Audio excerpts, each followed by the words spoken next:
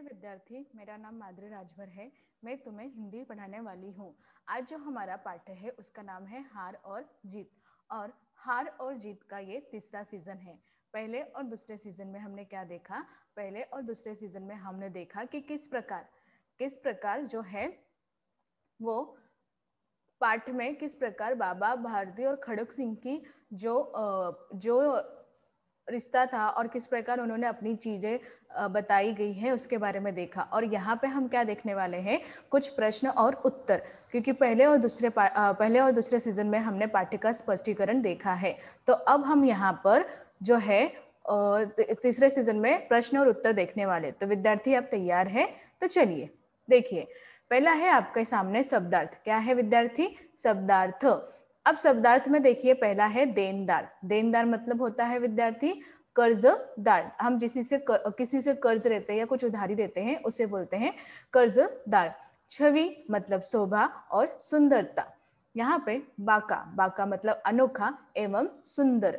विस्मय मतलब आश्चर्य। असह्य मतलब असहनीय। अंकित मतलब लिखा हुआ। करुणा मतलब दया। और यहाँ पे प्रयोजन मतलब कि उपयोग। प्रयोजन मतलब क्या है विद्यार्थी? उपयोग। तो इसी प्रकार ये जो शब्दार्थ है यहाँ पे है जो कठिन शब्द। और भी मैंने इस पाठ्य में कठिन शब्द देखने की कोशिश की, परंतु इतने कठिन शब्द इसमें नहीं है। तो जितने हैं वो यहाँ पे उपस्थित है। अब हम आगे देखते हैं कुछ प्रश्न और उत्तर। तो विद्यार्थी आप तैयार हैं? चलिए, अब यहाँ पे देखिए, पहला है जो प्रश्न वो एक वाक्य में है। तो पहला प्रश्न क्या है? बाबा भारती कौन थे? पहला प्रश्न जो आपके सामने है वो क्या है? बाबा भारती कौन थे? उत्तर, बाबा भारती एक संत थे जिनके पास सुल्तान नामक एक घोड़ा था। अब यहाँ पे क्या बताया गया है? बाबा भारती एक संत थे जिसके पास सुल्तान नामक एक घोड़ा था। दूसरा प्रश्न है, बाबा भारती अपने घोड़े सुल्तान से किस प्रकार स्नेह करते थे? अब आपके सामने जो दूसरा प्रश्न है वो प्रश्न क्या है? बाबा भारती अपने घोड़े सुल्तान से किस प्रकार स्नेह करते थे? तो इसका उत्तर विद्यार्थी इस प्रकार दिया गया है, बाबा भारती अपने घोड़े सुल्तान से उसी प्रकार स्नेह करते थे जैसे कोई माँ बेटे से स्नेह करती है।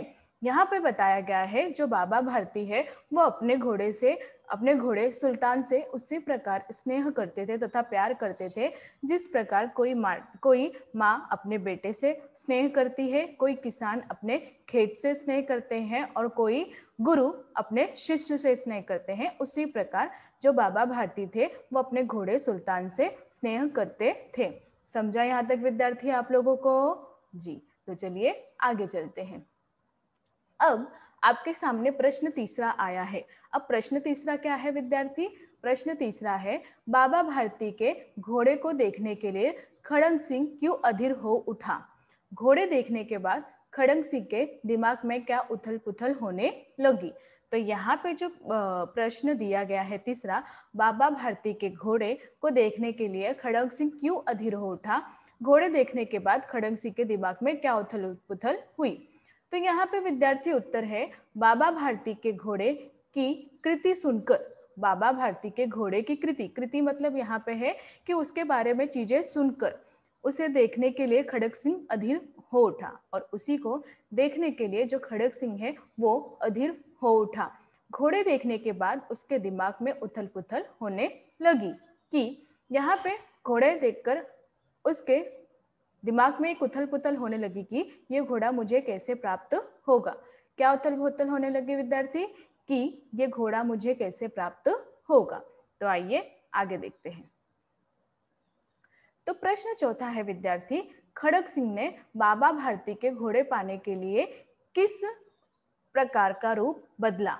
अब यहाँ पे प्रश्न चौथा क्या है? खड़ग सिंह ने बाबा भारती के घोड़े पाने के लिए किस प्रकार का रूप बदला? उत्तर, खड़ग सिंह ने बाबा भारती के घोड़े सुल्तान को पाने के लिए अपाहिज का रूप बदला था। अब यहाँ पे क्या प्रश्न आया है? जो है खड़ग सिंह ने बाबा भारती के घोड़े पाने के लिए कौन सा रूप बदला था? तो खड़ग सिंह ने बाबा भारती के घोड़े सुल्तान को पाने के लिए एक अपाहिज का रूप बदला था। कौन सा रूप बदला था विद्यार्थी? अपाहिज का। कौन सा? अपाहिज का रूप बदला था। अब यहाँ पे प्रश्न पांचवा है। प्रश्न पांचवा क्या है? पाठ के किन वाक्यों से पता चलता है कि बाबा भारती को अपने घोड़े पर गर्व था? अब यहाँ पे एक प्रश्न पूछा गया है आपसे कि पाठ के किन वाक्यों से, पाठ के किन वाक्यों से हमें ये पता चलता है कि बाबा भारती अपने घोड़े पर गर्व करते थे? तो यहाँ पे उत्तर है बड़ा विचित्र जानवर है। यहाँ पे उसका उत्तर इस प्रकार दिया गया है कि वह बड़ा विचित्र जानवर है, देखोगे तो प्रसन्न हो जाओगे। वह बड़ा विचित्र जानवर है, देखोगे तो प्रसन्न हो जाओगे। उसकी चाल तुम्हारे मन मोह लेगी, और उसकी जो चाल है वह तुम्हारे मन को मोहित कर लेगी। इत्यादि पाठ के वाक्यों से पता चलता है कि बाबा भारती अपने घोड़े पर गर्व थे। और इत्यादि पाठों से ही हमें पता चलता है कि जो बाबा भारती थे वो किस प्रकार अपने घोड़े से गर्व करते थे। तो यहाँ तक विद्यार्थी आपको समझा है? ठीक है, तो चलिए आगे बढ़ते हैं। अब आपके सामने प्रश्न छठवां आया है। अब प्रश्न छठवां क्या है, ध्यान से सुनिएगा विद्यार्थी। सही वाक्यों के सामने सही एवं गलत वाक्यों के सामने गलत का निशान लगाइए। आपको क्या करना है, जो सही वाक्य है उसके सामने सही और गलत वाक्यों के सामने गलत का निशान लगाना है। तो पहला है, बाबा भारती का घोड़ा कमजोर एवं दुर्बल था। पहला प्रश्न क्या है, घोड़ा कमजोर और दुर्बल था, तो ये गलत है। तो ये विद्यार्थी गलत है, क्योंकि वो बहुत ही अच्छे से था। दूसरा है, घोड़े का नाम सुल्तान था। तो यस, ये सही है, घोड़े का नाम सुल्तान ही था। अब तीसरा है, खड़ग सिंह को बाबा भारती का घोड़ा पसंद था। अब आपके सामने जो तीसरा प्रश्न है वो क्या है, खड़ग सिंह को बाबा भारती का घोड़ा पसंद था। तो जी सही, यहाँ पे प्रश्न का उत्तर क्या है, सही, क्योंकि उन्हें घोड़ा पसंद था।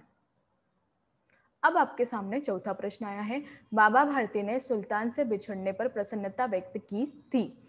अब यहाँ पे है कि जब बाबा भारती ने सुल्तान के बिछड़ने पर प्रसन्नता व्यक्त की थी, तो ये सही है। क्या है विद्यार्थी, सही है, क्योंकि यहाँ पर उन्होंने प्रसन्नता व्यक्त की थी। अब पांचवा है, खड़ग सिंह के चुपक से घोड़ा को अस्तबल में बांध दिया था। खड़ग सिंह के चुपक से मतलब वो उन्हें देना नहीं चाहते, इसके लिए चुपक से उन्होंने घोड़ा को अस्तबल से बांध दिया। तो ये प्रश्न का उत्तर एकदम सही है। तो विद्यार्थी आपको जो ये विकल्प चुनना था ये आपको समझा है जी। तो चलिए आगे चलते हैं। अब देखिए यहाँ पे पहला प्रश्न है, लोगों को यदि इस घटना का पता लगा तो वे किसी अपाहिज पर विश्वास न करेंगे। बाबा भारती ने इस वक्तव्य का क्या अभिप्राय है? अब बाबा भारती ने जो खड़ग सिंह को कहा था कि जो अपाहिज, जो इस घटना का आप किसी को बोलोगे नहीं, क्योंकि लोग अपाहिज पर विश्वास नहीं करेंगे। तो इसका व्यक्त इस प्रकार किया गया है कि बाबा भारती के इस व्यक्तित्व का अभिप्राय यह है कि लोग किसी अपाहिज पर मदद करने से दूर भागेंगे। अगर कोई अपाहिज सही में अपाहिज है तो उसकी लोग मदद करने से क्या होंगे, दूर भागेंगे। तो यहाँ पे प्रश्न दूसरा है, खड़ग सिंह ने चुपके से रात में सुल्तान को वापस अस्तबल में बांध दिया, ऐसा उसने क्यों किया?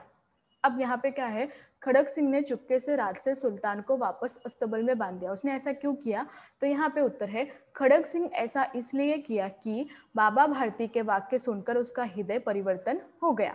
अब यहाँ पे बताया कि खड़ग सिंह ने इसलिए किया क्योंकि बाबा भारती के वाक्य सुनकर उसका हृदय क्या हो गया, परिवर्तन हो गया, मतलब उसे एक इंसानियत नजर आ गई। वस्तुतः लोगों को मालूम हो जाने पर कोई भी व्यक्ति लाचार, गरीब और अपाहिज पर विश्वास नहीं करेगा। और यहाँ पे उन्होंने बहुत अच्छी बात की कि ये अगर पता चल जाएगा तो कोई भी व्यक्ति जो लाचार है, गरीब और अपाहिज है, उस पर विश्वास नहीं करेंगे।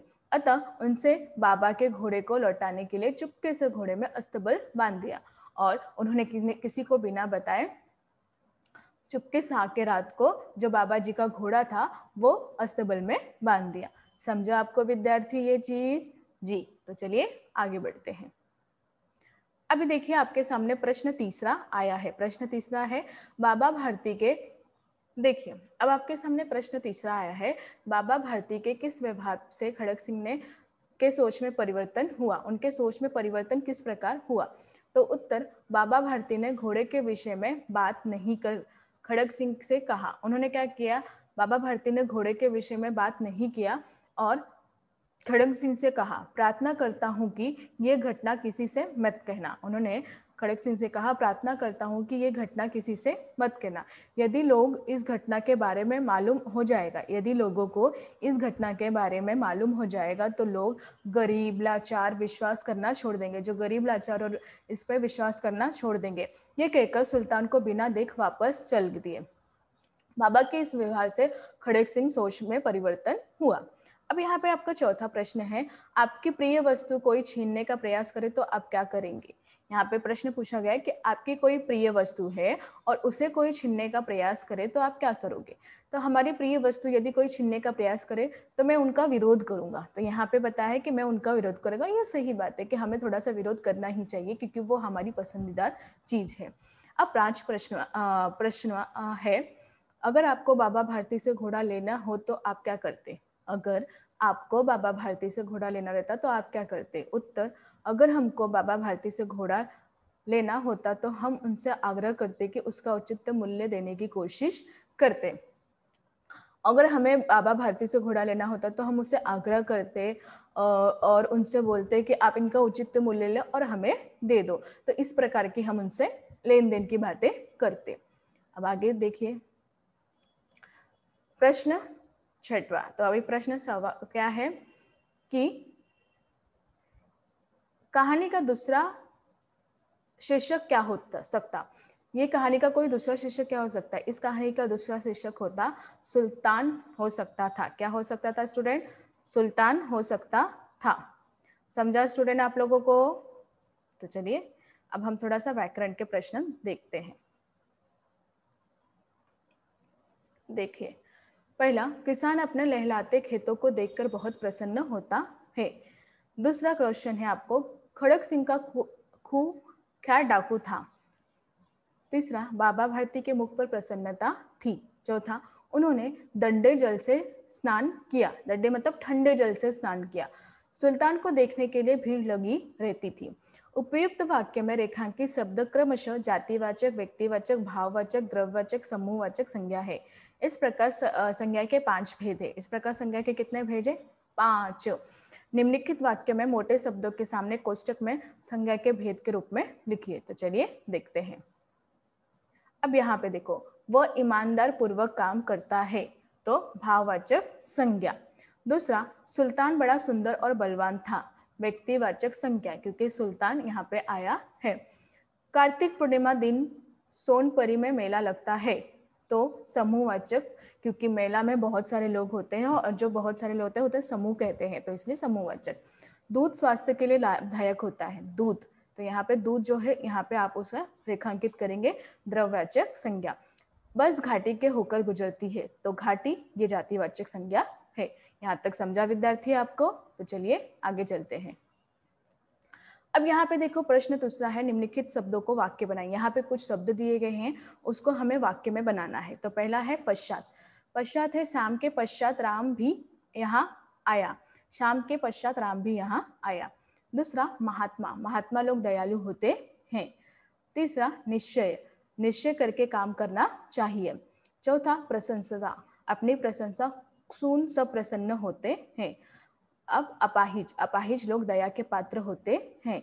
स्वीकार, उसने मेरा निमंत्रण स्वीकार कर लिया। तो यहाँ पे विद्यार्थी आप देखोगे कि किस प्रकार यहाँ पे चीजें देखी गई है।